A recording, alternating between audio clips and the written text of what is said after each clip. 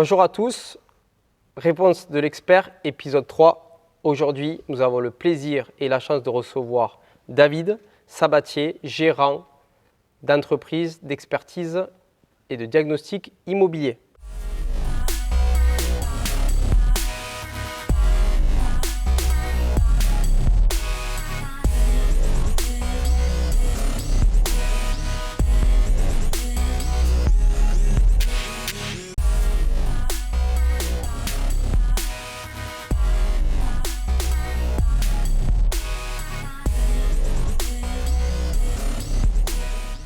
Bonjour David, merci d'être venu et d'avoir répondu favorablement à mon invitation.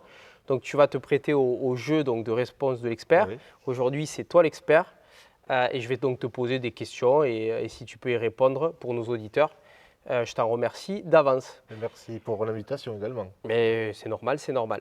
Donc première question David, qui n'est pas une question, mais présente-toi en quelques mots. Oui. Alors donc moi je m'appelle David Sabatier, je suis natif du Lauragais, de Caraman plus exactement. J'ai créé la première société de diagnostic immobilier, donc Defim Lauragais, il y a 5 ans. Et il y a 2 ans, on a créé la seconde société Defim Toulouse. D'accord. Voilà. En amont, je viens d'une formation commerciale et, à Antior, qui est l'actuel TBS. Et ensuite, j'ai été agent immobilier pendant 7 ans et après, j'ai intégré l'industrie pharmaceutique pendant de nombreuses années. D'accord. Et je suis revenu à mon premier amour qui était l'immobilier, L'immobilier. côté technique, donc diagnostic. Voilà. Et du coup, David, parce que c'est une question qu'on nous a posée, comment on devient diagnostiqueur immobilier Alors, et quelles sont les compétences? pour devenir diagnostiqueur immobilier, on a tout d'abord, il faut des prérequis, donc avoir des notions dans le bâtiment, bien sûr.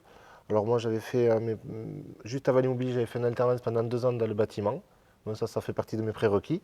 Ensuite, on valide un niveau Bac plus 2 en technique du bâtiment.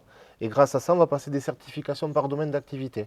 Donc pour le diagnostic énergétique, qu'on appelle le DPE, pour l'amiante, pour le thermite, pour le gaz, pour l'électricité, pour le repérage amiante et les métrages. Voilà.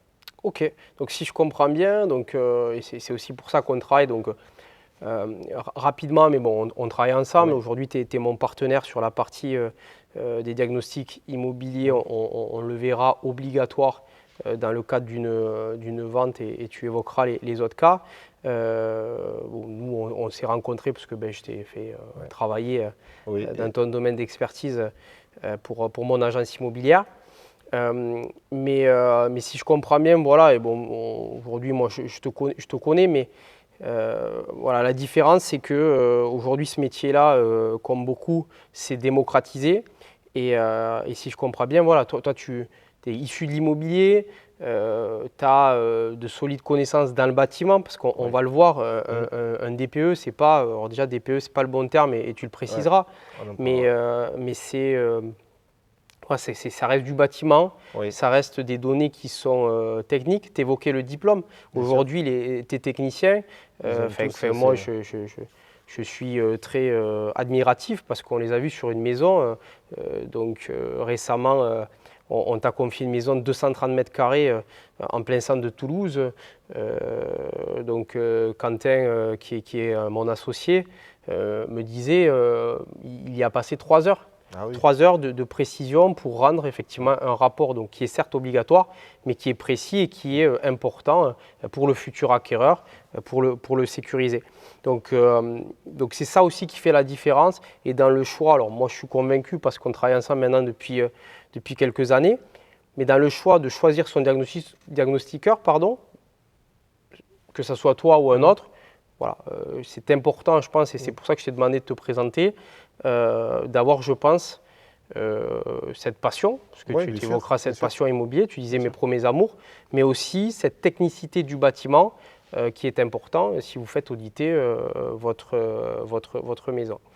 Donc il y a une autre question qui nous a été posée, c'est donc David, à quel moment je fais appel à toi, Oui.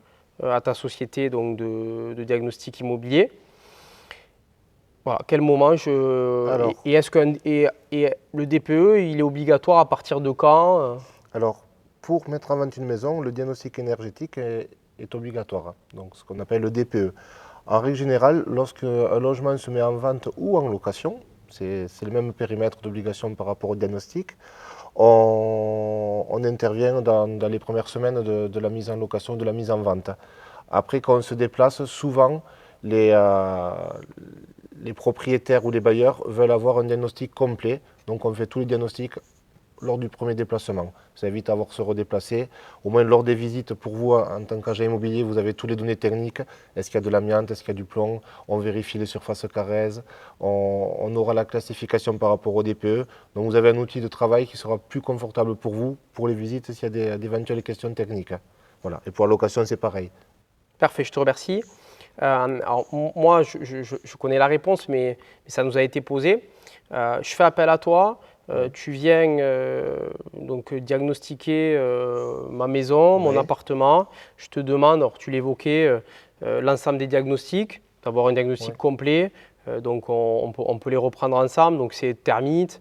Termites, amiante, plomb, diagnostic énergétique, donc DPE, gaz, électricité, métrage et urbanisme qu'on appelle ERP, état des risques et pollution.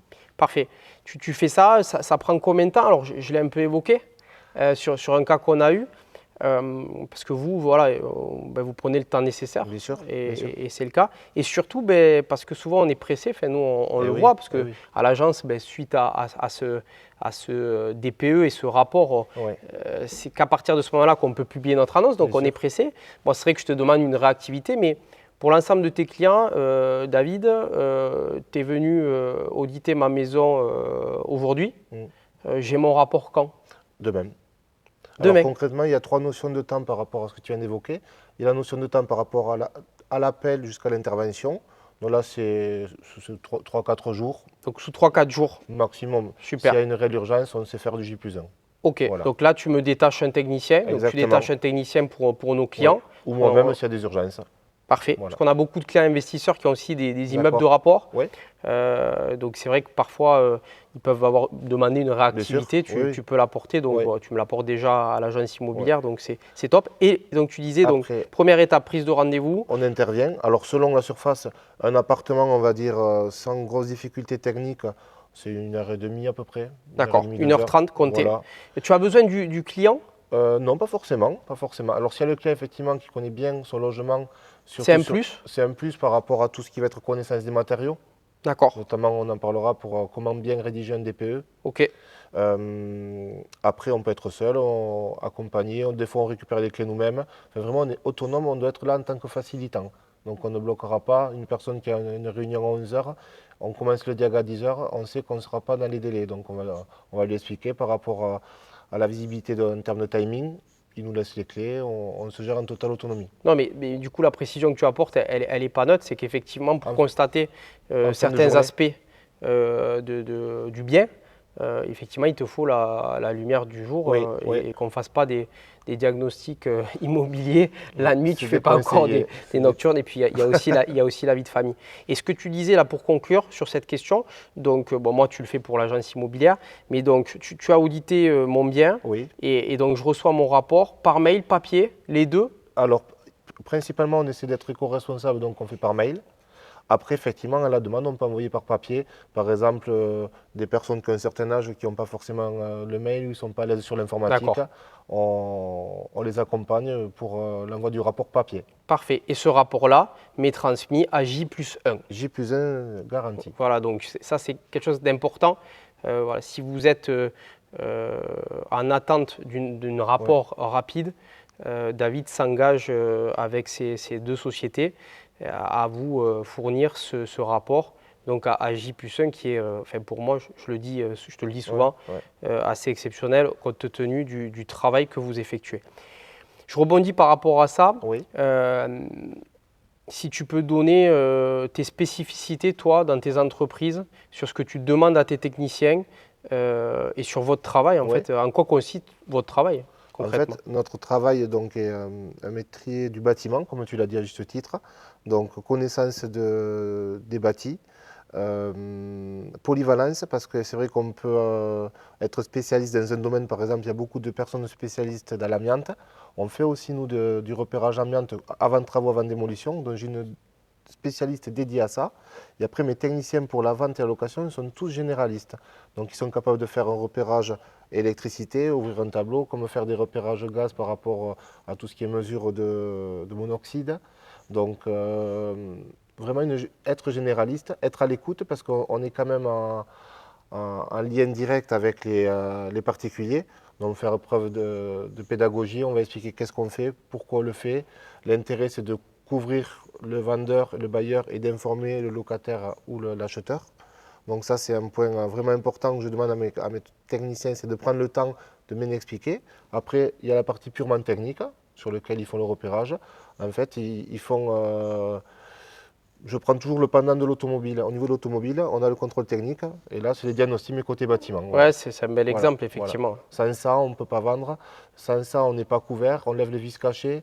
Donc l'objectif, c'est que ce soit fait dans de bonnes conditions. Et puis nous, ça nous sécurise donc à l'agence immobilière de t'avoir et d'avoir ces rapports-là. Tu parlais, tu as fait la parenthèse et l'exemple du contrôle technique. Du coup, est-ce qu'on peut évoquer peut-être pour nos auditeurs les durées de validité? Oui, alors pour le DPE, diagnostic énergétique, on est sur une durée de 10 ans. Ensuite, sur l'amiante, c'est d'une vente à l'autre. Sur le gaz, c'est 3 ans. Alors je parle à la vente. D'accord. 3 ans à la vente, 6 ans à la location. Pour l'électricité, c'est 3 ans à la vente, 6 ans à la location. Les termites, c'est une validité de 6 mois. Le plomb, c'est 1 an à la... Si c'est positif, s'il y a des peintures au plomb, c'est 1 an à la vente, 6 ans à la location. Sur le document d'urbanisme, état des risques et pollution, c'est 6 mois. Et le métrage Carrez, et alors ça c'est ce que je vais vous dire là peut surprendre, le métrage Carrez doit être nominatif au vendeur.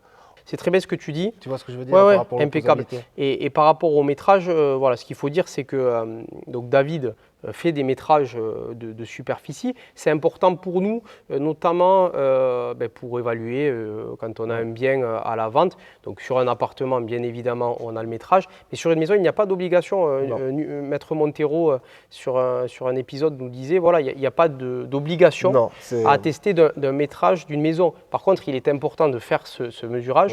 Pourquoi? Parce que ça influe sur le prix au mètre carré. Complètement. Effectivement, le métrage sur une maison est préconisé. De toute manière, depuis le 1er juillet, le diagnostic énergétique ayant changé, maintenant on est opposable notamment sur la surface. Donc tous les diagos qu'on fait pour un DPE, on me vérifie la surface, systématiquement. Après, on peut fournir une attestation avec le détail pièce par pièce. C'est une attestation de surface ou une attestation Carrez, effectivement, sur chaque bien en copropriété. Voilà. Parfait, je te remercie.